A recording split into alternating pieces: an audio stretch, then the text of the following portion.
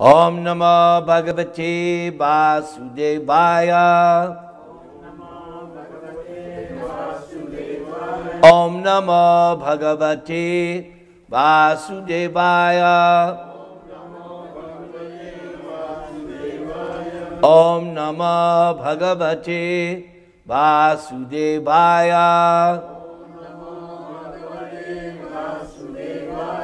Rohan, could you bring a copy for your mother? Thank you, Rohan. And Rohan, after you're the next chanter. Okay. Thank you. Let's chant the verse together. 1, 2, 3. Dvavima Puruṣau loke Shadas Chakshara evacha Shada Sarvani Bhutani Kuthastok Shada Uchyate. One more. Dvavima Puruṣau loke Shadas Chakshara evacha Shada Sarvani Bhutani Kuthastok Shada Uchyate. Now repeat after me. Dvau, two, imau, these, Puruṣau, living entities, loke, in the world, kshara, fallible, cha, and, akshara, infallible, eva, certainly, cha, and, kshara, fallible, sarvani, all, bhutani, living entities, kutastha, in oneness, akshara, infallible, uchyate, is said. Please repeat. There are two classes of beings. The fallible and the infallible.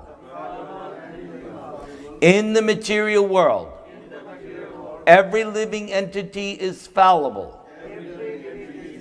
And in the spiritual world, every living entity is called infallible.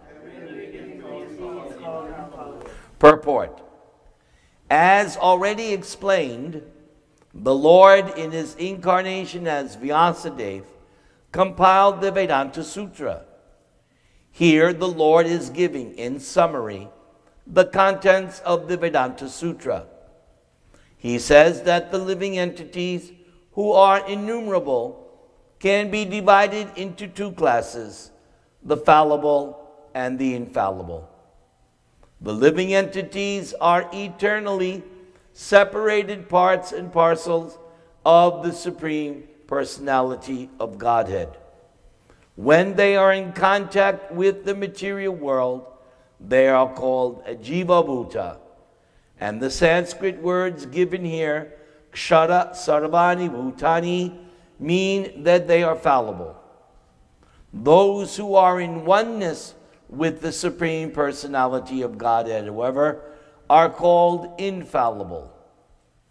Oneness does not mean that they have no individuality, but that there is no disunity. They are all agreeable to the purpose of the creation.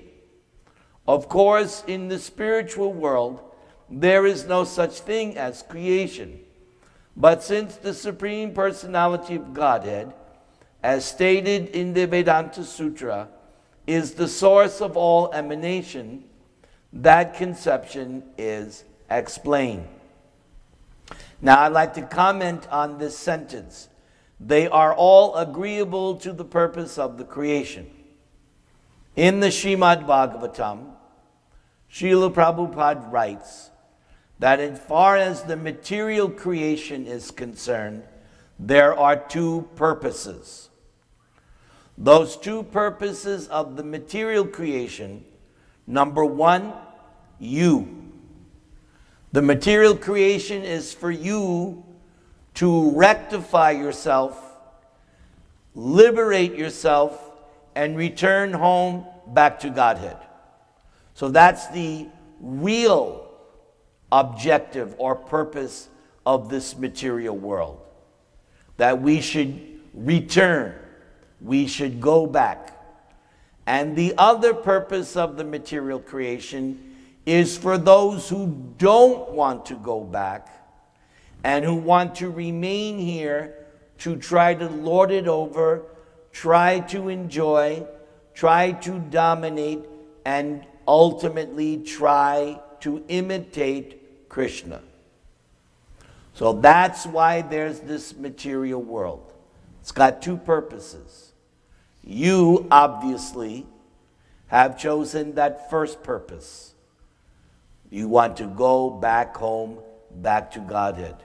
Therefore, to whatever degree you can, you're executing Krishna consciousness, devotional service. Let's continue with the purport. According to the statement of the Supreme Personality of Godhead, Lord Krishna, there are two classes of living entities. The Vedas give evidence of this, so there is no doubt about it. The living entities who are struggling in this world with the mind and five senses have their material bodies which are changing. There, Prabhupada is referencing verse number 7 of this chapter. That very concept was there in verse 7. Perhaps Rama can give us the Sanskrit. Yes, Mamai Bangso Jiva Loke Jiva Bhuta Sanatana Manakshashtan Indriyani Prakriti Stani Karshati. So that's what Prabhupada was referencing. As long as the living entity is conditioned, his body changes due to contact with matter. Matter is changing, so the living entity appears to be changing. But in the spiritual world, the body is not made of matter. Therefore, there is no change.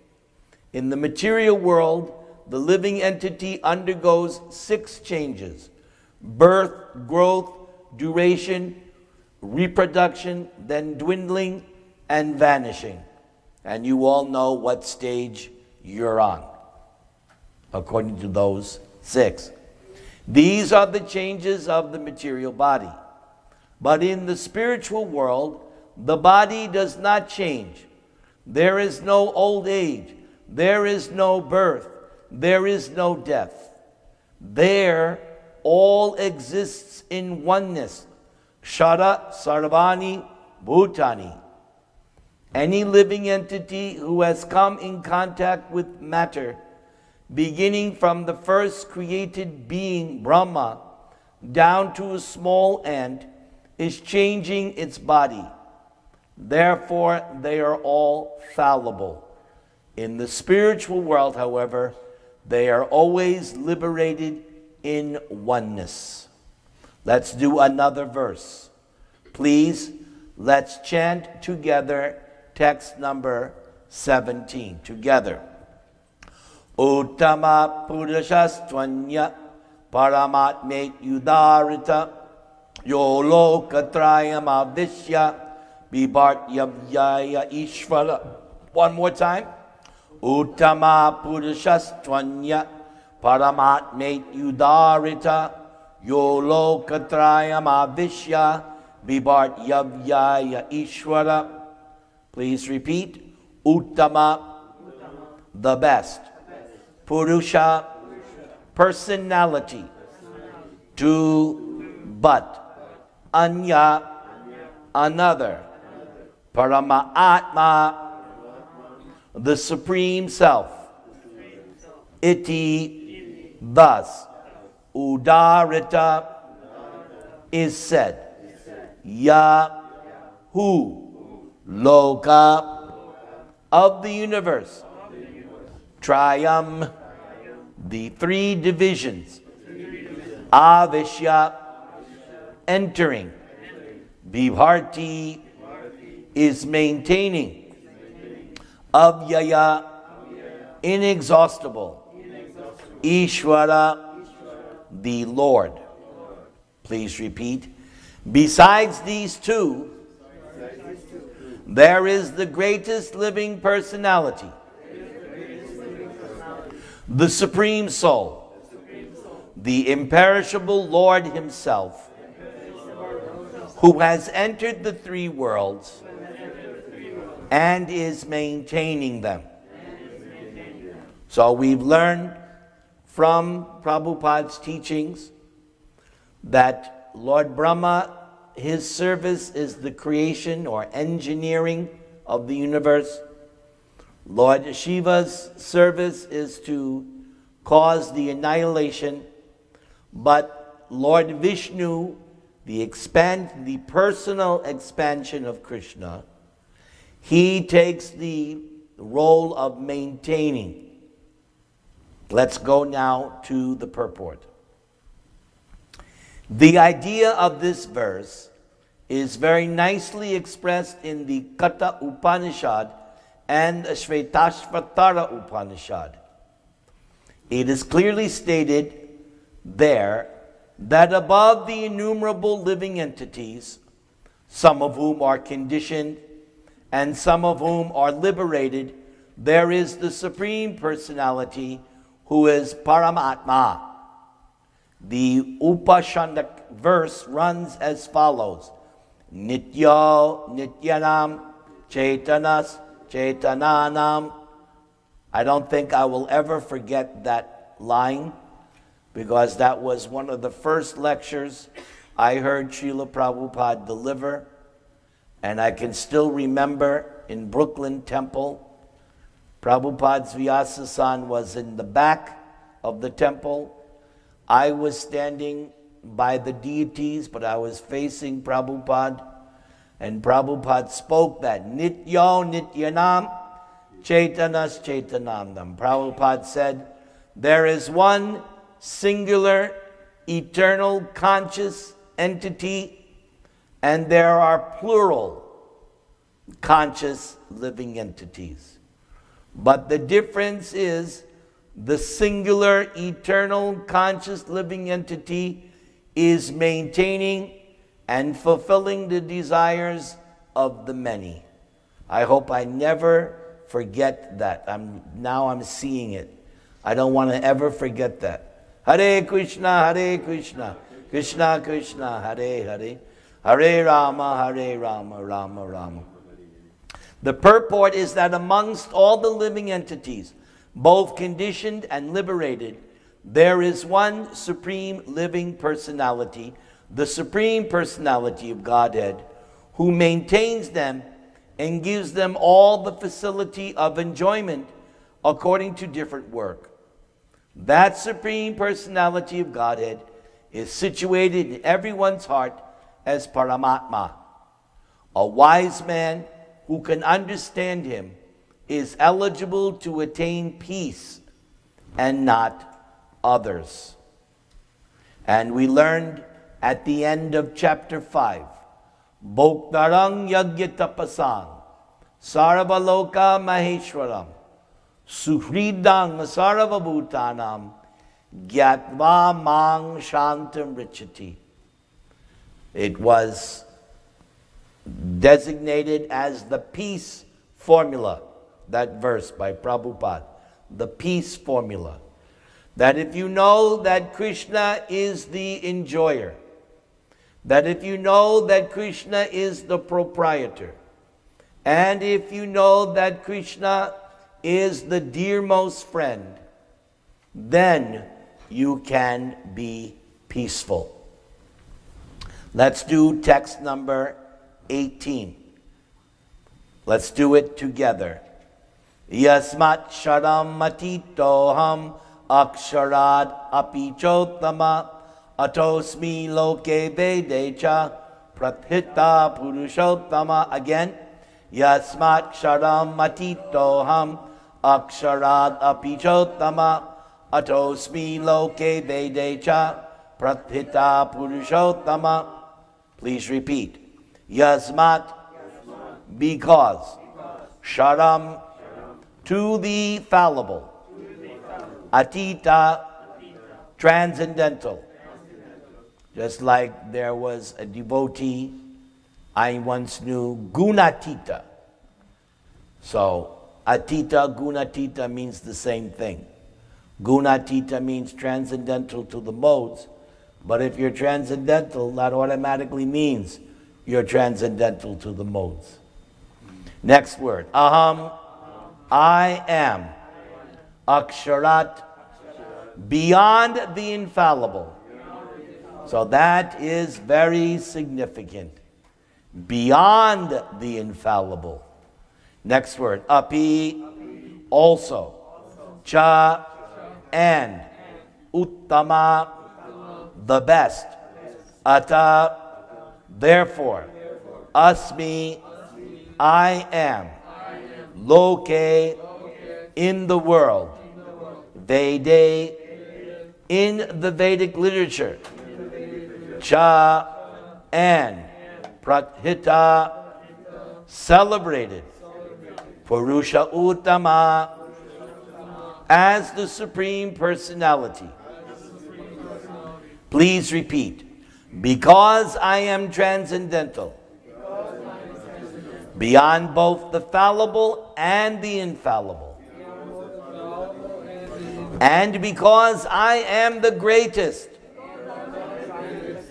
I am celebrated. Both in the world and in the Vedas as that Supreme Person. So this verse is one of several verses where Krishna clearly says about himself, I am supreme. In chapter 7, Mattak Parataram Nanyat, no truth superior to me. Then in the first of the 4 Chatu Shloki verses in chapter what of Bhagavad-gītā? 10. Beginning with verse number 8. Hey, good. Aham sarvasya prabhava. Mattak sarvam pravartate. Everything comes from me. And here's another example. I am the greatest. If any human being talks like this, everybody says, oh, that guy's puffed up. You see the athletes, right? Or when they go on the red carpet and they win their Academy Award, they're very proud. But we don't really appreciate it. We say, oh, that person's very puffed up. But here Krishna is saying, I am the greatest. We go, Jai. We love it. If Krishna says like this, those who are devotees of Krishna, they love it. Yes. We like this. Krishna, you are the greatest. All right, let's look at the purport. No one can surpass the Supreme Personality of Godhead, Krishna, neither the conditioned soul nor the liberated soul. He is therefore the greatest of personalities. Now it is clear here that the living entities and the Supreme Personality of Godhead are individuals.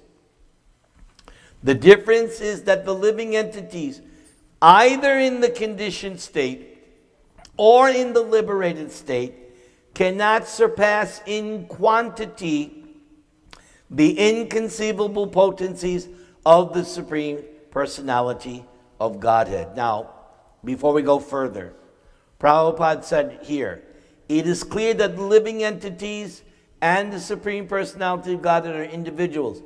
We learned that in chapter 2. Natvevahum jatu nasam, natvam neme janadipaha, nachaiva na bhavishyama, sarve vayamata param. Right in the beginning. It was the second thing that Krishna told Arjuna when he began his instructions. Never was there a time when I did not exist, nor you, nor all these kings, neither in the future shall any of us cease to be. Eternal, and it's Prabhupada explains it in the purport, that verse. Eternal individuality is a fact. And I've said many times in lectures, you better get used to the idea that you're an eternal individual, because you're not going anywhere. You are an eternal individual. So get to like yourself and get yourself back home, back to Godhead. Okay, Rama has said, in this life, Hare Krishna, Krishna Krishna, Hare Hare, Hare Rama, Rama. In other purports, okay, we didn't finish, sorry. So let's go back. Now it is clear here that the living entities and the Supreme Personality of Godhead are individuals. The difference is that the living entities, either in the conditioned state or in the liberated state, cannot surpass in quantity the inconceivable potencies of the Supreme Personality of Godhead. It is incorrect to think of the Supreme Lord and the living entity as being on the same level or equal in all respects. Why? Because that's Mayavad philosophy. And if you entertain such thoughts, your spiritual life is doomed according to Lord Chaitanya. If you think that you're on the same level or equal in all respects, you're crazy. So don't be crazy. That's why Lord Chaitanya says, Trinadapi suniche natarori vasayishnuna. Keep yourself meek and humble. Wear it around the neck for constant remembrance. Yes. There is always the question of superiority and inferiority between their personalities. The word Uttama is very significant. No one can surpass the Supreme Personality of Godhead. The word Loke signifies, quote, in the Puruṣottama-yoga, the Smriti scriptures, as confirmed in the Nirukti dictionary, Lokite Vedarthanena, the purpose of the Vedas is explained by the Smriti scriptures. And this Bhagavad-gītā, by the way, is Smriti. People ask why. I don't know why, but that's what it is. Bhagavad-gītā is Smriti. The Supreme Lord, in his localized aspect of Paramatma, is also described in the Vedas themselves. The following verse appears in the Vedas, namely Chandogya Upanishad.